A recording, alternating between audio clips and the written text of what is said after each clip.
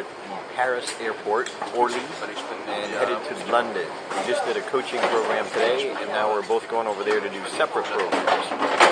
So you have to understand how cool this is for me. Is that guy is now living his dream, and it's just awesome, and I am so proud of him. So I want to ask him a couple questions so you can hear. What's it like? Talk to me. Living the dream. Finally getting to... in Paris, and you're speaking. It's surreal. In '87, when I decided I wanted to be a speaker, I had no idea what a speaker was, but I saw Brian Tracy speaking, and I thought, someday I've got to do that. I don't know what it is, but I want to do it. And over the next 20 years, the path just went different directions, and then finally, a couple of years ago, I connected with Darren, with Lady and the Champs, and started studying, started learning, started deciding which direction that I really wanted to go with my life. And now I just live the dream. This year I'll speak I've spoken in Paris already, I've spoken in London, several places throughout England, all throughout the States this year already. I'll also be in Australia this year, probably Switzerland if we get that one buttoned down. So it's surreal, the fact that I get to travel the whole world and do something that I love to do. So what would you say to somebody who's an aspiring speaker? Not really sure if they could ever do it. You can do it. When I met Darren, I was an electrician. I was a handyman. I was driving around to places and patching walls and doing electrical work, and I studied, and I've spent a lot of time reading and studying and preparing for this point, but you absolutely can do it. It just takes practice. It takes listening to the right materials, the right coaches. I couldn't have done it on my own. I never would have lived my dream had I not been to the boot camps, listened to the CDs, watched the DVDs over and over and over again, and gotten the skill set that it takes to do what I need to do. What do you think it was, though, for you? I appreciate the plugs. I very much do. But for you, what do you think it was in terms of really making the difference that you decided, I'm going to do this? Well, Craig Valentine's CD is the one that tripped me over. It was the straw that broke the camel's back. I knew I had wanted to do this for years and years, and I was driving down the road and listening to one of the CDs I'd gotten in the Speaking Secrets of the Champions, and Craig was talking about his journey to become a professional speaker. And Casey said, "Craig, your dream's not for sale." And it made me realize that even though I was making good money and I enjoyed what I was doing, I was selling my dream. It's not what I was put on the planet to do. And that kind of sent me on the path of doing whatever it took to get to where I needed to go. Tell me about, though, the moment that you were doing it part-time, but then you were like, I'm going to do this.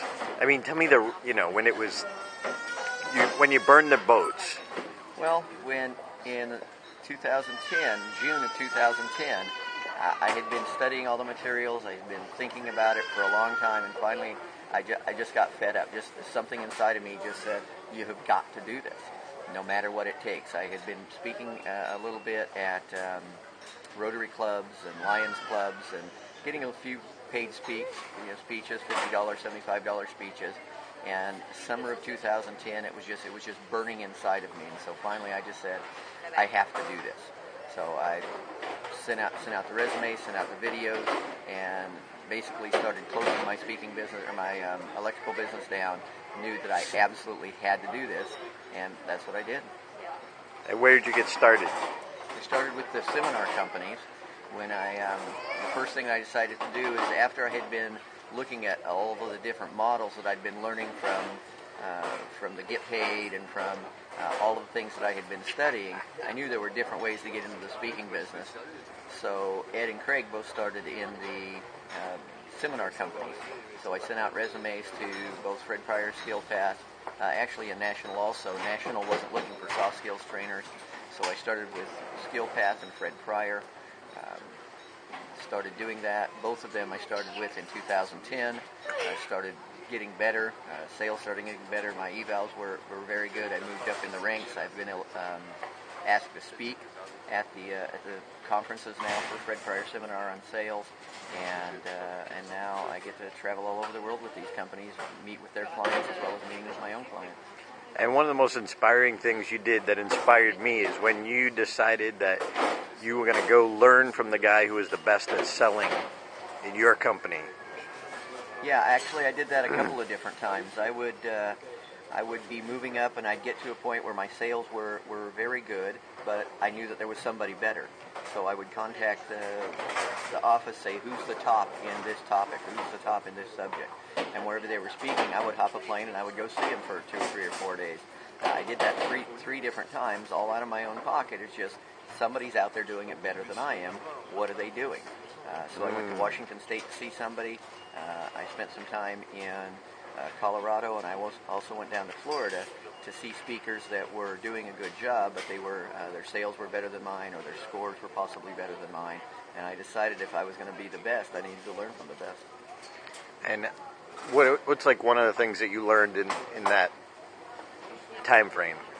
There's no individual thing that I learned. The whole thing that I learned from watching all three of them is the way that you plant the seeds. It's the way that you start selling from the moment that you meet the client, that you start offering them extra value, that you find out about them on an individual basis. That selling is not an event. Selling is something that when we are working with someone, that we're offering them value from the very beginning. And if we offer them value from hello, then when we suggest they take extra resources back with them, then that also has value to them, and they can see that it will enhance their lives. Cool. Any final thoughts, my friend? I say it's surreal. I can't believe I'm in Paris with my speaking mentor, somebody who 5 years ago I couldn't imagine being like them, and now I share a cab this morning. We're flying back to London together, and I'm going to see him on Monday night, and he's got his own events. I've got my own events in London, but it's absolutely surreal that if you decide to do what you want to do, you absolutely can live your dreams. Wow. So when are you going to shave your head? Never. And honestly, there's nothing cooler than seeing one of your students actually achieve their dream. Selling the products is nice, it's great income, but when you find somebody like Guy who's so enthusiastic that they take what they learn, and then they actually do something with it. They're willing to make mistakes, they're willing to get out there, they're willing to be uncomfortable to figure it out for themselves. So that's inspiring.